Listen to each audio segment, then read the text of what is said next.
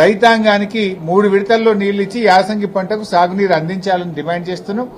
ఒకవేళ ఇవ్వలేని పక్షంలో స్పష్టమైన ప్రకటన ఇచ్చి రైతులకు మరి నష్టపరిహారం అందించాలని చెప్పి రైతుల పక్షాన బీఆర్ఎస్ పార్టీ పక్షాన ఈరోజు మేము డిమాండ్ చేస్తా ఉన్నాం.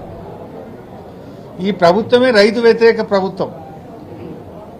ఈ ప్రభుత్వం వచ్చిన తర్వాత అడుగడుగునా రైతుల కష్టాలు పెడతా ఉన్నారు.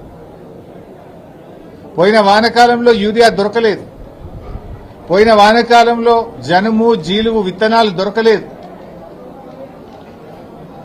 రైతులను రకరకాల ఇబ్బంది పెడుతున్నారు. ఇదే మెదక్కొచ్చిన ముఖ్యమంత్రి గారు ఏడుపాయల అమ్మవారి మీద ప్రమాణం చేసి, మెదక్ చర్చి మీద ప్రమాణం చేసి రుణమాఫీ చేస్తా 15 ఆగస్టు కల్లా అన్నాడు. ఎన్ని 15 ఆగస్టులు పోయినాయి రేవంత్ రెడ్డి? ఎందుకు ఈ రోజుకు రుణమాఫీ పూర్తి కాలేదు? కేవలం 40% మంది రైతులకు మాత్రమే రుణమాఫీ జరిగింది. ఇలా రుణమాఫీ విషయంలో రైతుల్ని మోసం చేసినారు, రైతు బంధు విషయంలో రైతుల్ని మోసం చేసినారు, బోనస్ విషయంలో రైతుల్ని మోసం చేసినారు, ఎరువుల సరఫరాలో ఫెయిల్ అయిపోయినారు, విత్తనాల సరఫరాలో ఫెయిల్ అయినారు, పంట కొనుగోలు విషయంలో కూడా ప్రభుత్వం ఫెయిల్ అయిపోయింది. పోయిన యాసంగి బోనస్ ఇప్పటి వరకు రాలేదు. రాష్ట్రంలో పోయిన యాసంగిది 1200 కోట్ల రూపాయల బోనస్ ఇంకా కూడా ప్రభుత్వం ఇయ్యడం లేదు. 6 నెలలు అయిపోయినా బోనస్ పైసలు పడతలేవు. ఈ వానకాలం బోనస్ కూడా 600 కోట్లు బకాయి పడ్డది ప్రభుత్వం. పేరుకేమో 24 గంటల్లో వేస్తున్నాం, తెల్లారే ఇస్తున్నాం అంటున్నారు. నెలలు గడిచిపోయినా యాసంగి బోనస్ బల్లే, వానకాలం బోనస్ బల్లే. యాసంగి 1200 కోట్ల రూపాయలు పెండింగ్ ఉంది, యాసంగిలో ఈ వానకాలం 600 కోట్లు పెండింగ్ ఉంది. 1800 కోట్ల రూపాయలు బోనస్ ఈ రోజు కూడా పెండింగ్ లో ఉన్నాయి. ఈ బోనస్ డబ్బులు ఎప్పుడు ఇస్తారు అని రైతుల పక్షాన్ని నేను అడుగుతా ఉన్నా. తక్షణమే రైతులకు ఇవ్వాల్సిన 1200 కోట్ల రూపాయల బోనస్ విడుదల చేయాలని డిమాండ్ చేస్తా ఉన్నాం. ఇప్పుడు యాసంగి కూడా రైతు బంధు ఎప్పుడు ఇస్తారు? ఇంకా ఆల్రెడీ పంట సీజన్ స్టార్ట్ అయింది. రైతులు దుక్కి దున్నుతున్నారు, చేను రెడీ చేసినారు, నార్లు పోసినారు. మరి పెట్టుబడి సాయం అనేది మొదట్లోనే ఇవ్వాలి కదా. మరి యాసంగి రైతు బంధు ఎప్పుడు విడుదల చేస్తారు? ఇంకొక వైపు వ్యవసాయ మంత్రి ఏమో చిన్నగా లీకులు ఇస్తున్నాడు. ఏమని? మేము యాసంగి రైతు బంధు సాగు చేసిన వాళ్ళకే ఇస్తాం, మిగతా వాళ్ళకి ఎగబెడతామంటున్నాడు. అంటే ఇప్పుడు ఓట్లు అయ్యేదాకా ఆగినరా? యాసంగిలో ఎవరికి ఇస్తారు, ఎవరికి ఇవ్వరు?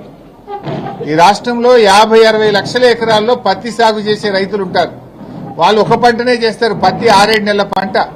మరి ఆ పత్తి రైతులకు ఇస్తారా, ఇయ్యరా? చెరుకు రైతులు, పసుపు రైతులు, అనేక మంది రైతులు ఉన్నారు. మరి ఆ రైతులకు ఈరోజు మీరు యాసంగికి సబ్సిడీ ఇస్తారా, ఇవ్వరా?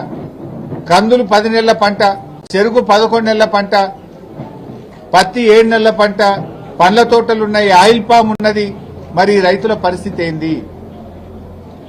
అంటే నువ్వు అప్పుడేమో రేవంత్ రెడ్డి 3 పంటలకు ఇవ్వాలి రైతు బంధు అన్నాడు, ఇప్పుడేమో ఒక్క పంటకే ముక్కులకు వచ్చిందా?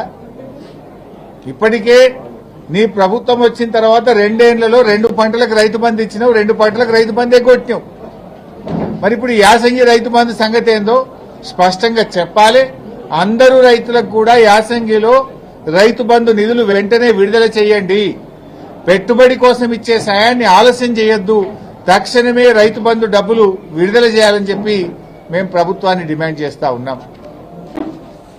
జనరల్ గా ఎప్పుడైనా కూడా రైతుకు యూరియా అనేది బీఆర్ఎస్ హయాంలో, కేసీఆర్ గారి హయాంలో ఒక్క ఫోన్ చేసి ఆటో ఆయనకు చెప్తే యూరియా బస్తాలు తెచ్చి బాయికాడ్ వేసిపోయింది, ఇటుకాడ వేసిపోయింది. కానీ కాంగ్రెస్ వచ్చినాక మార్పు అంటే మళ్ళా పాత రోజులు ఇందిరమ్మ పాలన తెస్తామంటే యూరియా బస్తాలకు లైన్లు కట్టే రోజులు తెచ్చిండ్రు. వ్యవసాయానికి కావాల్సిందే యూరియా, నీళ్లు, రెండే కదా కావాల్సింది. అయితే నీళ్లు కావాలి, యూరియా కావాలి, కరెంటు కావాలి. కానీ కాంగ్రెస్ గవర్నమెంట్ ఏమంటుందంటే ఇవాళ వ్యవసాయానికి యాప్లు కావాలి, మ్యాపులు కావాలంటుంది. వ్యవసాయానికి కావాల్సింది నీళ్లు, యూరియా. కానీ కాంగ్రెస్ ఏమంటుంది? యాప్లు, మ్యాపులు కావాలంటుంది. ఇది ఎట్లుందంటే ఆడలేక ఓడే మధ్యలో అన్నట్టు యూరియా సరఫరా చేయడం చేతగాక ఈ ప్రభుత్వం దొంగ నాటకాలు ఆడుతా ఉంది. మళ్ళీ ఇప్పుడు మ్యాపులు యాప్ల పేరిట రైతుల ఉసురు పోసుకుంటా ఉన్నారు. ఇది ఒక అనాలోచితమైన చర్య, ఒక తుగ్లక్ చర్య. తక్షణమే దీనిని విరమించుకోవాలని చెప్పి బీఆర్ఎస్ పార్టీ పక్షాన రైతుల పక్షాన డిమాండ్ చేస్తా ఉన్నాం. ఒకవైపేమో యూరియా సరఫరా పెరిగిందని బీజేపీ నాయకులు చెప్తారు, రాష్ట్ర ప్రభుత్వ ముఖ్యమంత్రి వ్యవసాయ మంత్రి చెప్తారు. సరఫరా పెరిగిందంటారు, స్టాక్ ఉన్నదంటారు.